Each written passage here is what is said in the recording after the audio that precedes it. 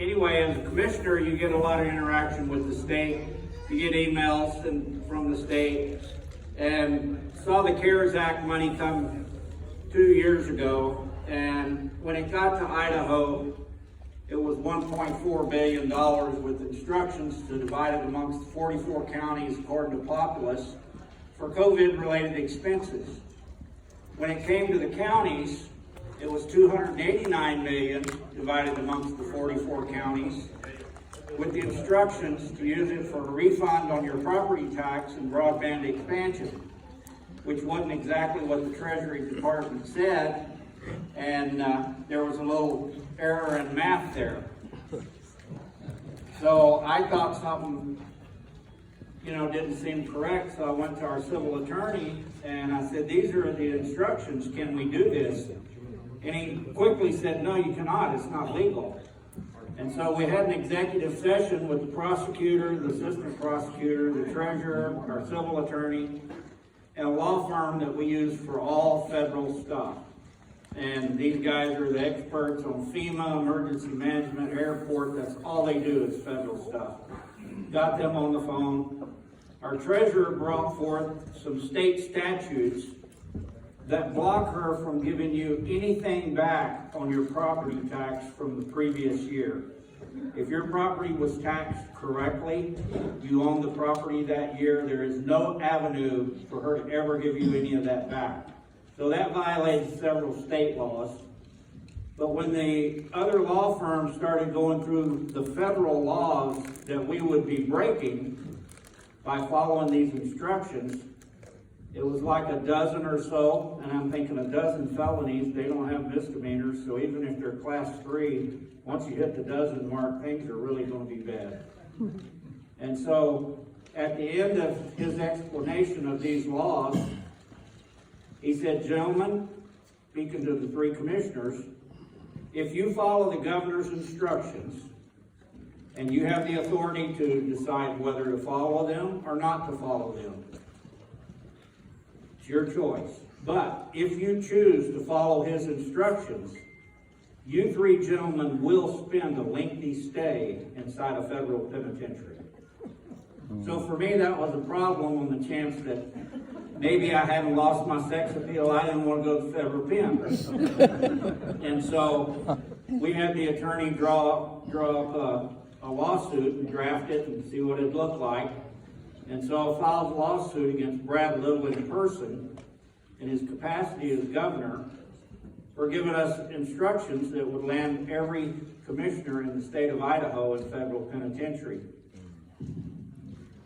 Our prosecutor sent an email to all 43 other counties, and by noon the next day, they all responded with the same answer. You guys were spot on. We would all went to prison, and Brad Little would have been free and harmless. And so I took offense to that, and so we filed a lawsuit on him, and he had to pay for it out of his pocket instead of taxpayer dollars. That may be why I didn't get the invite to the Capitol. And during that executive session, I brought up, the gentleman, I'm the only one here that doesn't have a really big fancy degree of some type. I said, but I did pass 3rd grade math. And there's $1,111 million missing. Somebody want to take a shot where that went? And one commissioner said, well, what do you think somebody took it? I said, I don't know. I thought it was a good question. There's $1 billion plus missing. It didn't fall off the table. It's got to be somewhere. And I said, I'll promise you one thing. There is one person on planet Earth somewhere that knows where that $1,111 million went to. And to this day, no one has ever answered that question. But here in a few minutes, I'll let you answer it for yourself. So, after that, then the ARPA money came. And when the ARPA money came, it said that counties can use it for sewage and water. Well, Bonner County doesn't have sewer and water. So now we've got all this money that we can't spend.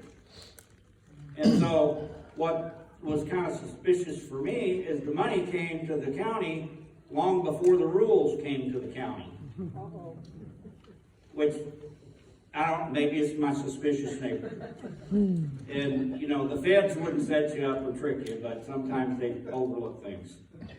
So when the rules came, the preliminary rules, you got to paragraph 9A, and the second sentence said, all recipients will follow all federal guidelines and regulations and any executive order. For me, that was a problem. So I went back across the hall to the civil attorney, and I said, is this referring to an executive order pertaining to ARPA money? And he said, no, it's not. Or it would say executive order number, and would have the number of that order. So it was a wide open door for the feds to come in and add or take away anything from that contract that they want to. Now, everybody that trusts the federal government, raise your hand.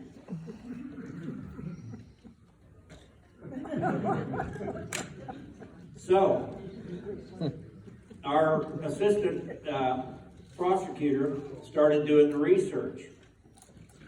In a perfect world where you've got a federal administration that follows rule of law and the Constitution of the United States of America, there are constitutional laws that block the government from adding anything to a contract. In other words, any contract with the federal government has to be unambiguous.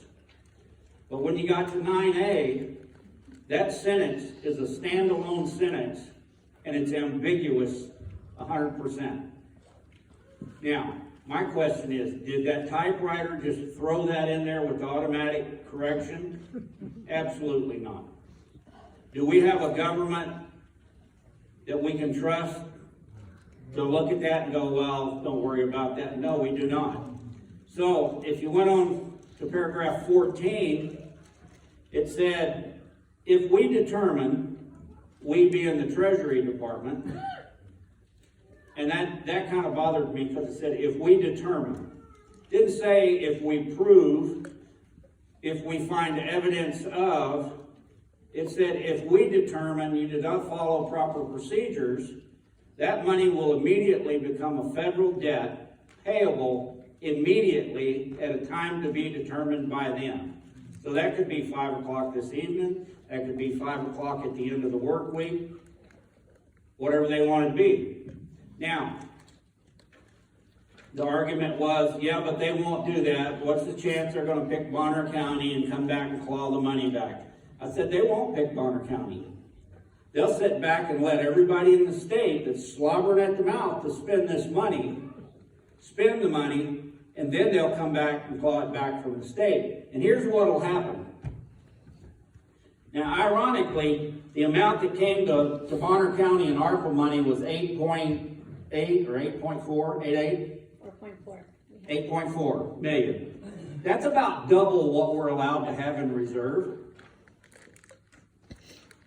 And it was sent out equally to every county and every state according to populace. So that would be the same nationwide. They ended up with twice what they're allowed to have in reserve. Now, if they spend all that money and the Treasury Department comes back and knocks on the door and goes, we determine that we know you thought that's what we meant, but no, we've got this executive order. They'll claw back the money, except the county doesn't have 8.8 or 8.4 in reserve. No county will have what they spent. That will force them to freeze the accounts. Now, we're talking the U.S. Treasury Department. Keep in mind, they are the collecting agent for the IRS. Now, I don't know if you know anybody that's had dealings with them or if you've had dealings with them, but just short of taking you out in your front yard and shooting you in the head or hanging you, they have no limitations. They will freeze the accounts, remove the elected officials, replace them with federal employees, and your county and your state will be run by federal employees.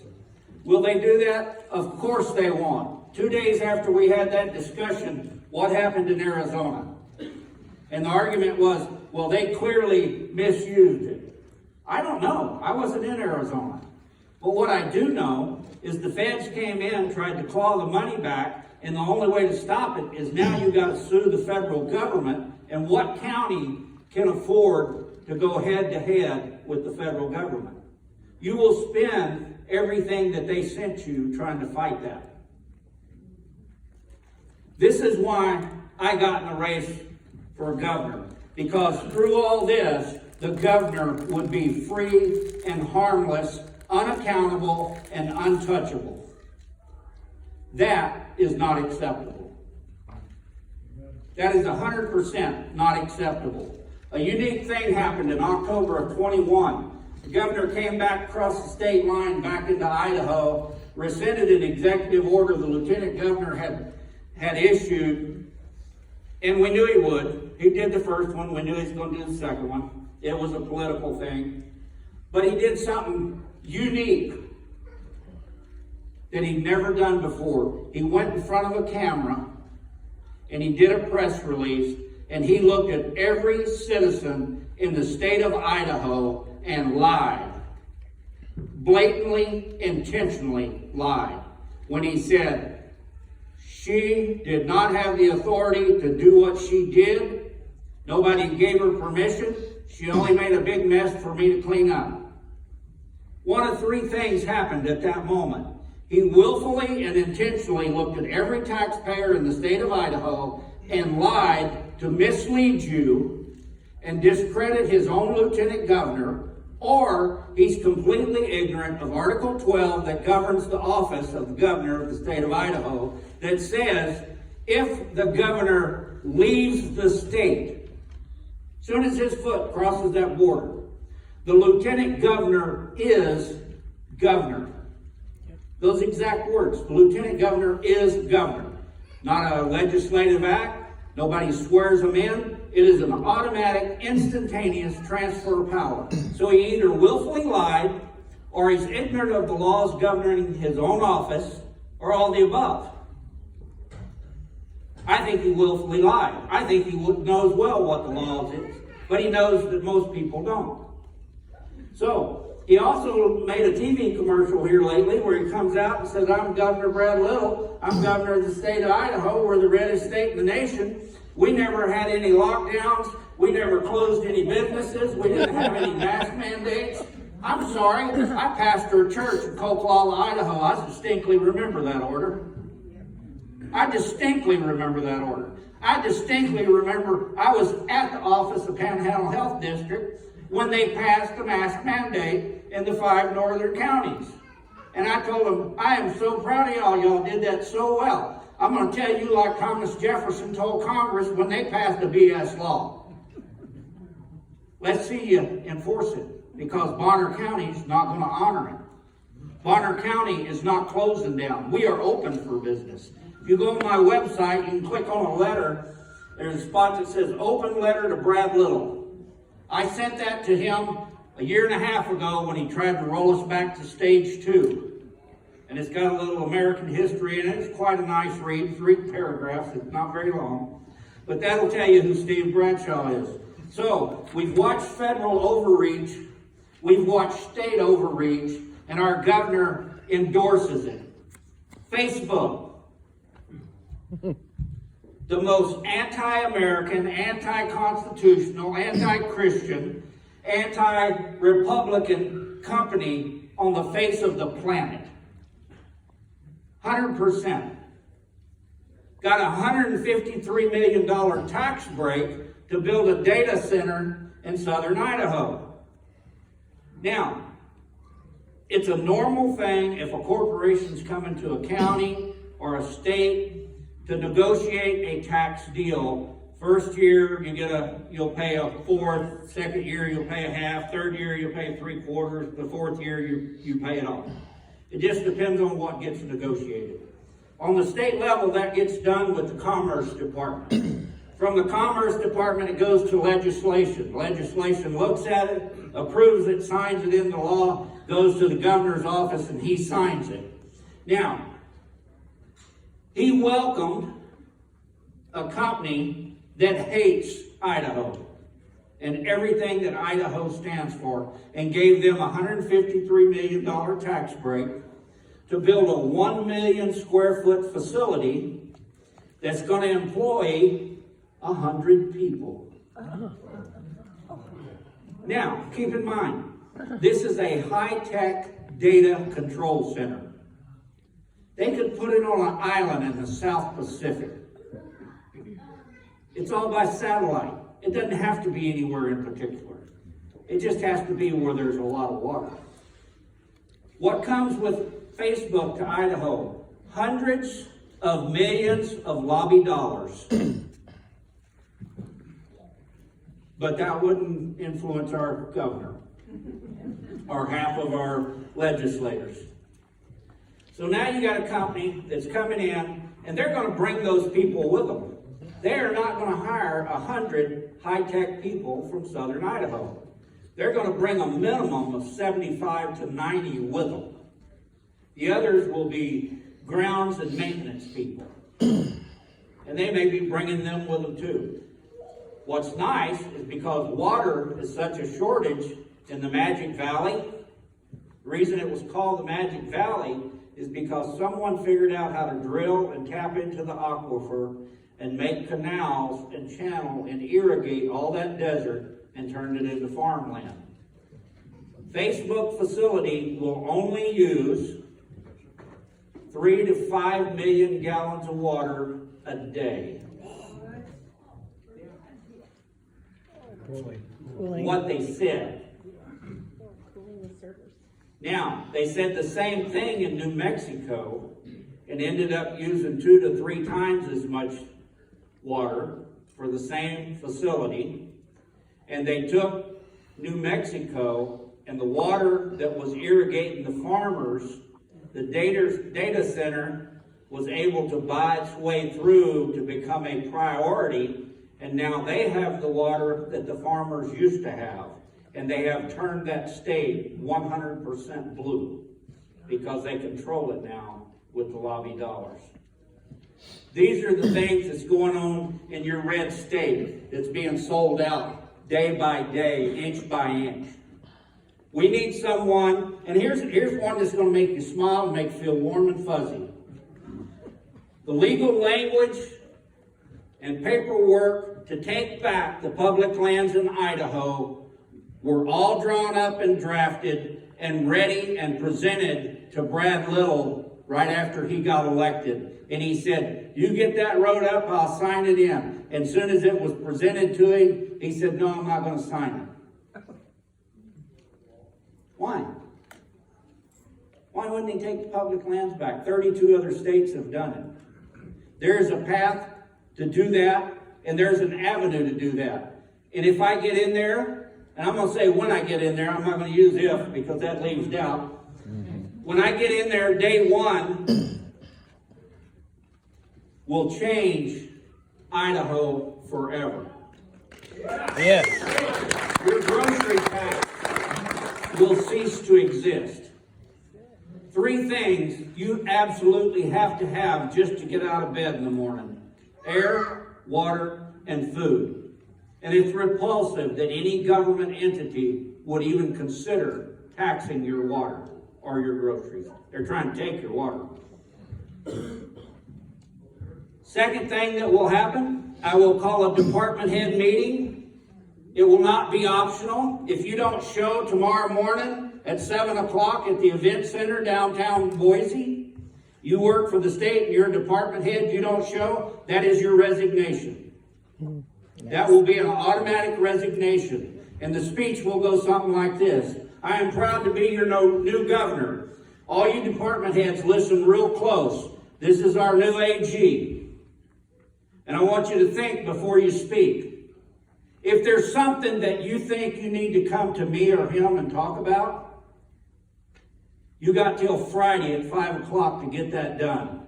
Friday at 5 o'clock, all opportunity for immunity will expire. Your computer is already being audited right now. They are at your desk doing a forensic audit in your office. So if you've got something you want to tell the AG there, you might want to get that done. Because after 5 o'clock Friday, no one will get immunity. I will clean the swamp in Idaho. I have the tenacity to do it. I got the backbone to do it. You can't threaten with killing me because that's just sending me home to Jesus. I'm fine with that. I don't see the downside. Devil has tried to kill me 3 times. Twice in ER, doctor said, you're not going home. And I said, well, it depends on what your definition of home is. But I know I'm leaving this hospital. So I am someone who will get that job done. And I will fight for Idahoans. The government of this state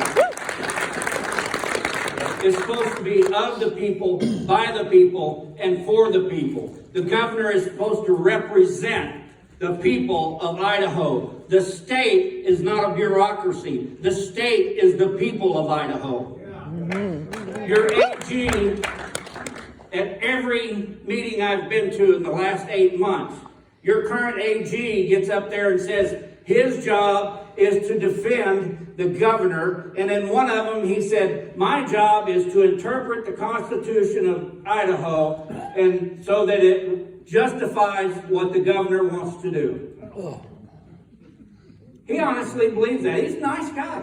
He's likable as heck. But he is totally confused at what his job is. He will tell you straight to your face, my job is not to defend the people of Idaho, it's to defend the state and the governor, the bureaucracy. We have a swamp. We've got a Speaker of the House who signed on to an ethics bill or investigation against the Top Gun, highly decorated, high-ranking military officer that was all BS, and it just happened to be the person he's running against. Anybody with an ounce of integrity would have pulled theirself away from that and said, I'm not touching it, I'm running against this person, I want this to stay clean. That didn't happen. And you know what? She walked out of there better than she walked in. God is making a move in America. And he's raising up men and women that will take that challenge and take that fight. And we'll go to the fight. Doesn't have to wait for it to show up. We'll go to the fight. I will take back the lands in Idaho. We've got a system called Good Neighbor Authority where IDL goes in and manages federal ground, certain parts of it. And it makes 10 times as much profit as what the government does on their acreage. Theirs burns up because they don't manage it. We have less fires on IDL land than all the federal lands in the Northwest. They make less than $1 per acre per year on their land, our land. They don't own it. It's within the borders of Idaho. Idaho is a sovereign state, and as such, is sovereign over the lands within its borders. Idaho has cobalt, it has uranium, it has gold, it has silver, it has 23 different jewels, it has gas and oil. It has the ability to be the richest state in the Union. All it's got to do is manage its lands.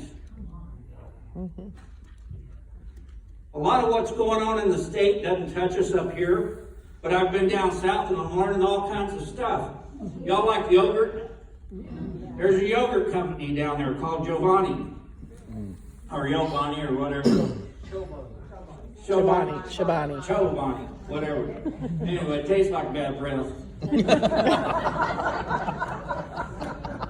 They're a Muslim-owned company. I don't mind that. They can't leave the state and take the land with them. But here's something that's really cool. Gonna make you go, golly, I love our government. They bring in refugees from overseas and they dump them in southern Idaho with the graces and permission of your governor. Now, I want you to think about something. Your Giovanni Yogurt Company, each one of you, or that company, federal government, if you will hire this refugee, we will pay half of his salary and his benefits for a length of time. You jump right on that, right? I mean, you just cut your labor expenses in half, plus the benefits. But only for a time. A year, 9 months, whatever it is. And then at the end of that year, what he has figured out how to do is he has a total layoff for restructuring and cleansing of the plant. So everybody goes home. We'll call you back when we need you. Brings in a new load. Because if he brings them back, he has to pay them full price and benefits. So he replaces them with the next load. They've over quadrupled the crime rate down there. They raped a 12-year-old girl in Twin Falls School. All with the blessings of your governor. Now, y'all ready for his big tax break? Jim County. Brad Little's home county. I went to a Lincoln Day event there. That's the first one he showed up where I was at. And he did a little state of the state. And he said, I just finished up a tax bill. It will be the greatest tax break in the history of Idaho. And I thought, boy, let me hold my wallet. This guy is a used car salesman. We are going to give you the biggest tax break in the history of Idaho. And he rambled on a little bit. And then we ate dinner. Then two of the other governor candidates spoke. Then I got up there and spoke, talked about me a little bit. And at the end of it, I said, you just heard you're going to get the biggest tax break in the history of Idaho. I hope so. If it happens, I'll be the first one to tell him, job well done. But I'm going to tell you what's going to happen. And I haven't even looked at it. It'll be a tax shift, not a tax break. You can count on it. You've heard tax break, tax incentive, tax reform for 50 years. How many of you have ever seen it show up on your tax bill? Raise your hand. You know why it's never showed up there? Because it's a tax shift. The only way you cut taxes is cut spending. Amen. That's the only way it happens. You have to cut spending. Otherwise, you have to collect from the taxpayers what your budget is. If you don't cut spending, they're not getting a tax break. It is not going to happen. The math will not make it work out. So, these geniuses down there in Boise, because they're going to give you this tax break, over the last 9 months, first they had an extra $1.25 billion. Then all of a sudden they had $1.5 billion. Then they had $1.75 billion. Now it's $2.25 billion plus extra reserve. $2.25 extra billion reserve, not counting the rainy day fund that counties and cities and states have, the just in case fund. This is in addition to that, $2.5 billion on a budget that's only $17.25 billion. Where did it come from? Now, are you grossly overtaxing me? Or are you just not spending the money on what you need to of the tax dollars you're collecting from me? Now, I'm going to go into some math, but it's simple math and you don't even have to use the alphabet. Most of you will be able to follow this in your hand. CARES Act money 2 years ago, $1.1 billion missing. I'm sure it didn't just fall down the irrigation canal down there. Amazon moved to Idaho 3 years ago. Everything they sell in-state online is subject to sales tax. They weren't sure how much that was going to be, so they dedicated a special account for it and called it the Wayfair tax, so that they could track it and see how much that's actually going to generate. $750 million in 3 years, just short of it, $690 million. That's about 11/16 of a billion. So a small $750 million sitting in the Wayfair tax. And in the meantime, you're still paying your grocery tax. And it's been before them twice already, and they turned it down. The House passed it, the Senate wouldn't let it through. Your Speaker of the House wouldn't let it go through. Why? Why? You want their answer? Because it's more BS than my initials. Grocery tax in the state of Idaho for 2021 generated $143 million. Wayfare tax has over doubled that 3 years running. You could have done away with the grocery tax 3 years ago and still had a surplus. But if you're making a plan when you get elected on how to get reelected, you have to start planning 3 years ahead of time. You have to.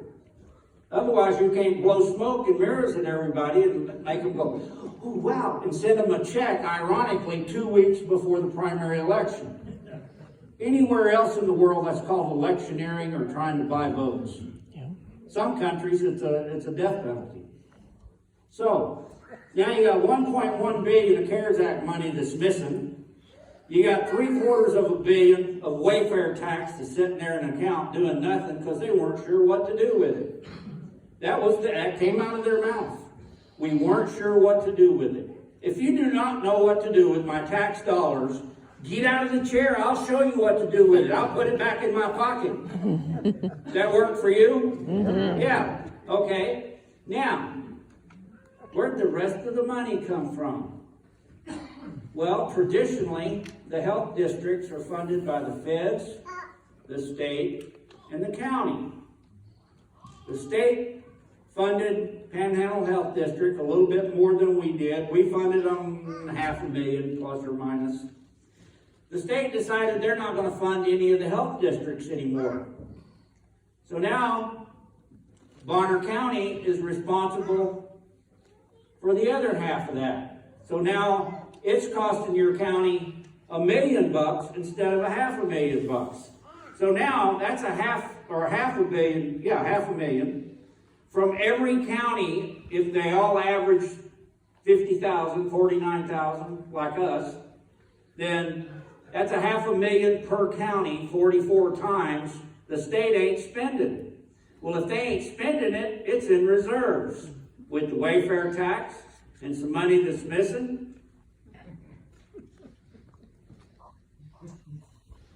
God, that's going to hit pretty close to $2 billion, isn't it? Yeah. And he's going to send you a check back 2 weeks before the election because Idaho voters are too stupid to do the math. They're too stupid to remember 2 years ago that Idaho did have mask mandates and churches and businesses were told to close. And your governor said, all you people who are non-essential will have to stay home. You know what? He can kiss my non-essential ass. This country was built and founded by people who were never considered non-essential. The Revolutionary War, World War I, II, Korean War, Vietnam. I don't think there was any non-essential people in that. I don't think anybody in the state of Idaho is non-essential. Well, until you go through the steps of the Capitol down there. There's some pretty non-essential people occupying space there that would do much better in a controlled environment facility. So, at the next Lincoln event, where our illustrious governor showed up, I shared the lion on TV in front of everybody right there, and he got up and left the building. And the last thing I said was, you've been told a little lie by lying little. Now, do you want a governor that will look you dead in the face and lie? Or you want somebody that will tell you the truth every day, even if it hurts? Even if it's painful? I would rather have the truth than a lie and then find out it was a lie. Because then it hurts really a lot more then, more times than not. So you've got people that's running this state that say they're fighting for the people, but the things they do are counter to that. So it's not about what they say, it's about what they do. Your walk talks and your talk talks. But your walk talks a lot louder than your talk talks. And right now, all we're getting from them is talk. And we're not getting any walk, because the walking they're doing is selling this state out. This is the most important election that Idaho will probably ever see. Nationwide, this primary is probably the most important election in the history of this nation. Because it will decide whether we lose the United States of America or turn USA into United Socialist America. I'm willing to take on that fight and say no to the federal government, say no to tyranny, say no to lying and stealing, and fight for Idahoans. We've got, well, there's like 11 people running. 3 of them just like to see their name on it. They've been on there over and over again. One has to run for everything in Ada County she can possibly run for. And I think got 125 votes in the biggest election. I think she just likes to see her name on the ballot. So, but you've got 4 contenders for the most part. You got Brad Little, you got me, you got Ed Humphreys, and you got Janice, your lieutenant governor. What do we have to pick from? One's a liar and a thief that sold out the state. One is 30 years old, super nice guy. I like him. Has absolutely no experience in anything. He has a degree in finance, does not have a job in finance. He might do good. I told him, I said, you need to be running for legislation. You're at the age where you can get in there and do stuff. You know, you got the heart for it. Nope, that's not what I want to do. So he's suspicious. I'm just saying. But he brings nothing to the table. Super nice guy. He brings absolutely nothing to the table that will help you in picking a governor. The other one has the smallest budget in the state of Idaho. The lieutenant governor's office has the smallest budget of the entire state. $168,000. Her budget year ends June 1st. 3 weeks ago, she was $15,700 short. 2 weeks ago, she's $22,000 short. Friday, she was $29,000 and some change short, and legislation said, we're cutting your pay, you're letting your health go. And they shut her off because there was no place to bring it back into the budget. They probably could have, but I'm sure that the governor had nothing to do with that. But if you can't balance $168,000, you're 18% off on your budget and got 2 more months to go. What in the world are you going to do with $17.5 billion? And you show up 2 months short and 20% short. That's $3.5 billion. You can't just pull that out of the air, not even out of the CARES Act money. So, she's done some things that have brought her a ton of controversy. And it was all her doing, and I wish she hadn't done it. But the budget is a major thing. And when the feds come down hard on the state, is that the person you want standing at the gate saying no? Or do you want somebody standing at the gate that has nothing to lose by standing at the gate and saying no? Now, she says she's not a career politician. 10 years in legislation, on rounding up a 4-year term as lieutenant governor, running for another 4 years. That's 18 years. Most places in America, that's a career. And again, just use the math. You don't have to use the alphabet in it. Nice gal. I love her. I help her every chance I get when we're going, and to help her put her signs up. I pull the chairs out for her at the meetings. I love her. I do. I totally love her. Is she governor material? Absolutely not. Absolutely not. Got her hand spanked by the police department down in Ada County for jumping into an investigation before she found out all the information. Do you want a governor that's going to jump to conclusions? Now, I don't think she's dishonest. I think she's probably as honest as the day is long. And she's much better looking than me. But if you've got to go fight, do you want her or you want me? We already know Brad Little's not going to fight. He's going to turn and run. That's why his sign's green and yellow. Yellow because he is. Green because that's the color he turns when I show up in Lincoln. I'm not lying to you. I've been to 4 events where he was at. The first one he turned red as soon as I got up there after he spoke, which was in Jim County, because when I said, I'm Steve Bradshaw, Bonner County Commissioner, and he's sitting like right here, and I can see his little cheeks start turning red because he finally put a face to the lawsuit. And then in Lincoln County, which is, oh my goodness, it's Brad Little County, I got up there and spilled out his lies. Janice spoke first, I spoke second, he got up and left. Twin Falls. And then, in Canyon County, which is also Brad Little territory, he couldn't go. He couldn't leave. He was sitting right there. And they made you pay $100 a minute to talk. And I thought, I ain't paying $300 to talk in Brad Little country. You know, I can give them $100. They're just going to use it against me anyway. So I'm getting ready to pay the lady where we're signing in, and I see him come into the building. I went, nope, I'll take 3.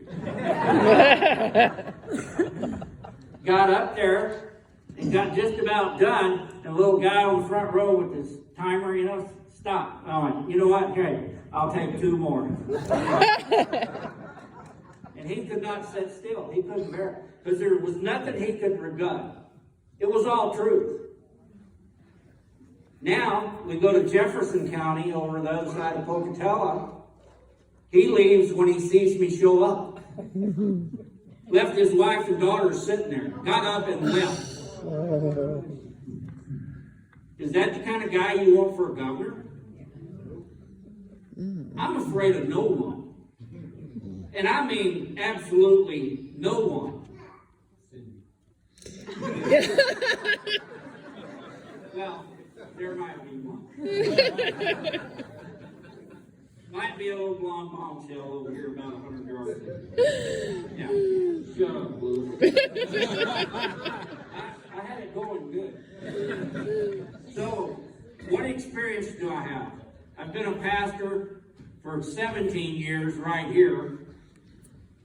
Been Bonner County Commissioner 2 terms.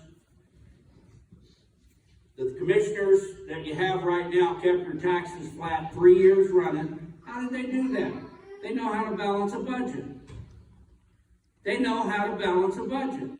It's only $59 million, but the budget doesn't get harder just because the number is longer. Math doesn't change just because the number gets bigger. It's still the same process. And there's no alphabet in it. Anybody can do it that finished 3rd grade. I've always fought for the people. 3rd month in office, the 1st term, made Bonner County a Second Amendment sanctuary county. Last year, I made Bonner County a constitutional sanctuary county. I've always fought for the people. I don't always get my way because there's 3 of us, but then they don't always get their way either. It takes at least 2 of us. And that is actually a good balance. And the 3 you have right now actually do a really good job, even though the decisions we make are based on law. We can't base our opinion or our compassion or our feelings or your feelings. It's based on law. We have to follow law and a process. We've had to make decisions we don't necessarily agree with, but then we go to working on the language and figuring out how to fix it so it doesn't occur again.